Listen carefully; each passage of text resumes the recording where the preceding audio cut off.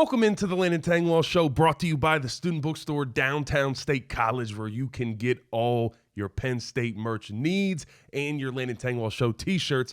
No paywall, just Tengwall. Link in the comments below. Penn State gains bowl eligibility after their victory over Rutgers in the season finale. Those are not words that a single soul thought would be uttered back in August, but here we sit right at the end of November, and it is chaos in the college football coaching world. Things are moving around. Ladies and gentlemen, I'm going to keep you up to date on everything. As soon as news drops, we will have a video out. We'll also do a live show within the coming hours of that as well. Make sure you hit the subscribe button to stay up to date. I will give you guys everything you need to know. And when we start hiring coaches, transfer portal players, I'm going to give you the most thorough, in-depth profile of every single one of those people walking into the Lash football building. So make sure to hit that subscribe button. Stay up to date. No paywall, just Tengwall, baby. All right, where are we right now? Where do we sit? As I said, no one really knows anything, but in the past 48 hours, we have had some names come into the mix. We have heard BYU's Kalani Sitake come in here, which was really out of left field. USC's Lincoln Riley started to heat up. Obviously, we had most PA households rooting for Auburn last night in the Iron Bowl for some curious reason. And obviously, Alabama came out on top. And so you have two of those guys, in Kalen DeBoer and Sitake, that are going to be playing in their conference championship games. You also have Josh Heupel from Tennessee, who just kind of, his name came out of nowhere, and it's really started to get thrown around now. It seems like Pat Kraft is trying to find a way to at least, we called it he needs to hit a home run, at least hit, I'm not a baseball guy, guys. I don't know. He needs to get to third base, though. That's all I know. He needs to hit a good hire here. That is for sure. Let's talk about a couple of these guys, though. I am interested on Sitake in the fact that it came out of nowhere. And now Sitake has won a little bit, and he's got 3 11-win seasons now. That is in the Big 12 out at BYU. But he's had some success. The biggest question there is just the culture fit. Outside of when he played for the Bengals for 1 year in 2001, all of his playing and coaching career has been West. It's all been out West. So it's like the ability to recruit out here, that's a big difference between Kalani Sitake and, say, Lincoln Riley, as far as being able to come from the West Coast and still recruit well on the East Coast. I think Lincoln Riley can do that just fine. There's a reason he has the #1 class in America, and yes, he has a lot of funds behind that. But Kalani Sitake hasn't – I was looking at their on three, like – they don't get Northeast guys like DMV, PA. None of those people go to BYU. So the biggest thing that I think he would have to do if you were to get someone like Sitake, or just if Penn State goes out and gets really anybody that doesn't have Northeast ties, is you're going to have to either hire a couple coaches that do have those ties for assistants, or you're going to have to keep some of this Penn State coaching staff on in Ty Howell, Terry Smith, guys that know the DMV, guys that know PA, and can help you recruit those areas and get introduced to high school coaches and start to build those relationships, because that is going to be really, really different. Just one note there, too. Sitake has the number 26 ranked recruiting class as it stands right now. So, obviously, you got that. You got Lincoln Riley at 1. And then, I don't know. We're going to hear a lot of names thrown at the wall. Everybody just buckle in, because it's going to be a wild ride for these next couple hours. Who knows how long this could go? No, I've had people ask me this. No, I cannot promise that it's going to end today. I hope it ends today. For all of our sanity, please, Pat Kraft, end it today. But I cannot promise that to you, ladies and gentlemen. It's going to be a little bit of a ride. Once we got our guy, I'm excited to just back him and start to actually cover football, because since October 12th, this has been wildly exhausting. And no, I didn't think, like, as we sat there on October 12th, I would have told you it was highly unlikely that anybody was going to be hired before November 30th anyways. But damn, this has felt long.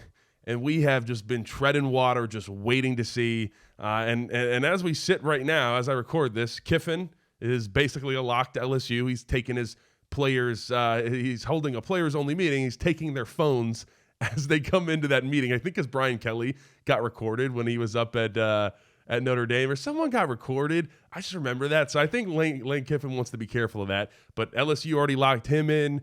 Florida Florida hired John Summerall already. Auburn got Alex Golish. I mean, guys are starting to fly off the shelf here. Where's Penn State? Where is Pat Kraft in the mix? One thing that, well, we're just throwing this all out there. I do want to say, whoever gets hired, please don't be the person that says, we fired James Franklin to hire this guy. I understand what you're saying. James Franklin came off back-to-back 10-win-plus seasons. It was over. Let us not forget October 12th and how everybody felt, how there was no passion left. It was 12 years. It was great. We appreciate him. That is done. He was no longer going to be a great coach at Penn State. He might be great for Virginia Tech. It was no longer going to work. So please hold the we fired him for him.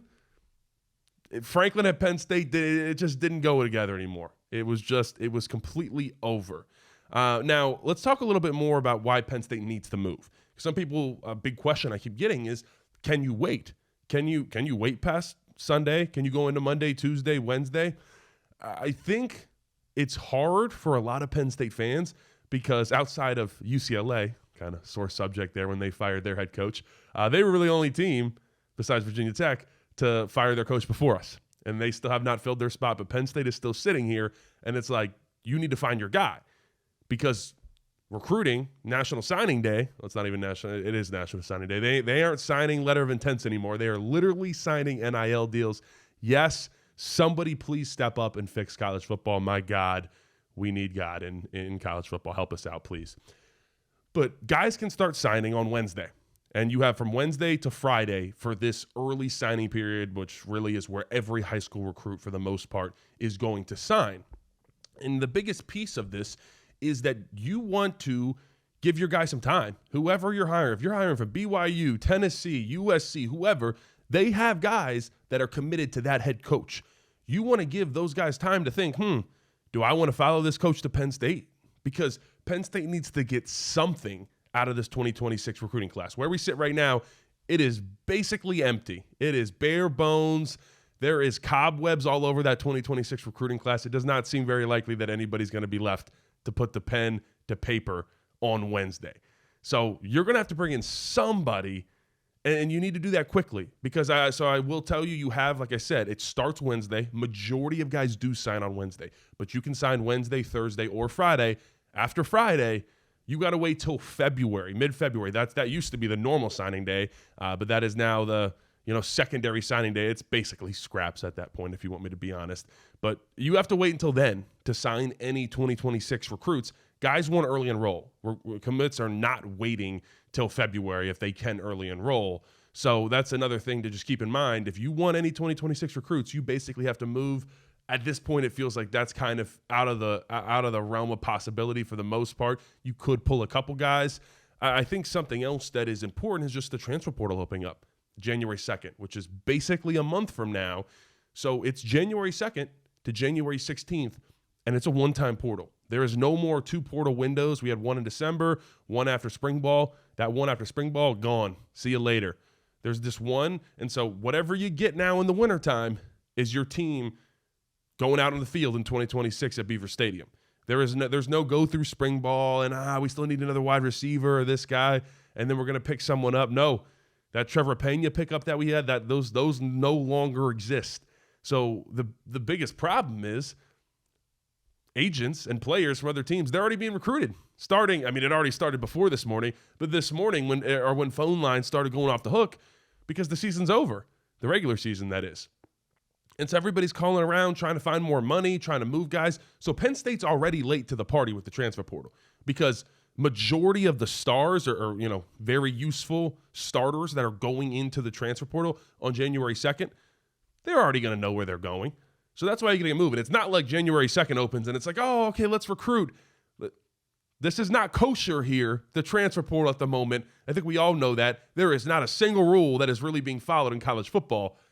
So Penn State's got to go. Pat Kraft has to hire someone quickly.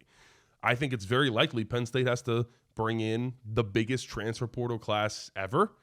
I think right now UNC holds that title. 42 guys they got last year in the transfer portal. Penn State could easily do that. If you mix in the components of not really having a 2026 recruiting class, which generally you bring in anywhere from, small side 15 upwards 20, 25 recruits. That's a lot of bodies. Let's say you only bring in a couple guys there. You have a ton of seniors leave. You have guys hitting the portal. You have guys following Franklin. I think you easily go over 50. Without a doubt, you go over 50 in the transfer portal if you're Penn State. So you're going to have to hit on a lot of different guys. Penn State has to move. And the other thing is, it's no longer just 85 scholarships. You have 105 scholarships now. That's a lot of bodies. That's a lot of lockers to fill in the locker room. There is going to be a lot of work done. I will cover it like it is my duty, ladies and gentlemen. Do not worry. Every shred of information you're going to need over this not coaching search. I'm ready to put that behind me, but this coaching hire and all the news that comes with it, and the actual things. No more sources. No more my guy says this. I'm just going to actually tell you the X's and O's of each player, of every coach coming in that building. I cannot wait for it. It's going to be great. Other question that I do have, what's going to happen with Penn State's bowl game? This is going to be interesting because I find it hard to believe a lot of the NFL draft-ready guys are going to say, yeah, I'll wait 27 days to go start training and play in the Music City Bowl. I don't know. I think there's some guys that would say, hey, I want to do this for Terry, but that's going to be difficult. Guys might be getting ready to get into the transfer portal. The other piece is that coaches are going to start getting poached. Some coaches are going elsewhere. Some might be following Franklin. But as Penn State hires a new head coach, guys are going to get moved on out of here. So I think the biggest question is, it's not about, I don't really think anybody cares about bowl game necessarily unless you're going to it and you're going to party, maybe drink some whiteout tequila there. That'll be whatever. I think any lower level bowl game wants Penn State because our fans are so great. We travel so well. We'll sell a ton of tickets. The biggest thing is who's going to be on the sideline? Who is going to be on the sideline for Penn State in the bowl game? That's going to be the biggest question in terms of how logistically they are going to be able to get this bowl game done.